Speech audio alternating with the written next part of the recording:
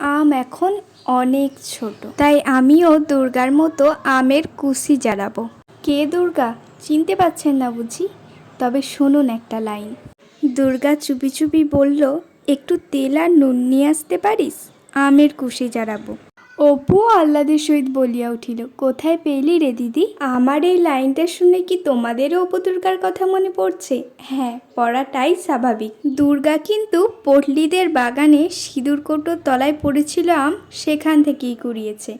আর আমি কিছুটা ছাদ থেকে পেরেছি। আর হ্যাঁ, দুর্গার মতো কুড়িয়েওছি বটে। দুর্গার হাতে কিন্তু একটা নারকেলের মালা ছিল। কি করব, আমি তো একদমই খুঁজে পাইনি। তাই যেটুকু আমার কাছে ছিল সেটা দিয়েই স্মৃতিচারণ করার চেষ্টা করলাম। আর এত পুচকেদের মাঝে ইনিই হলেন দলের সর্দার।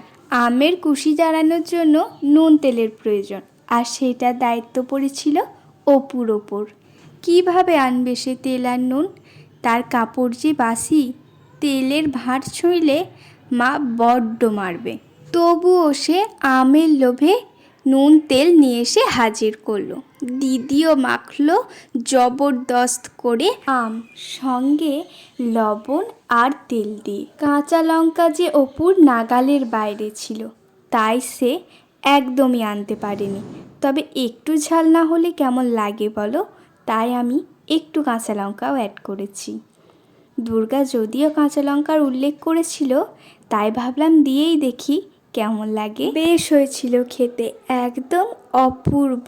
আমার মতো যারা যারা অপু দুর্গাকে অনেক বেশি ভালোবাসো, তারা একবার হলেও এই রেসিপিটা ট্রাই করো, বেশ ভালো লাগবে।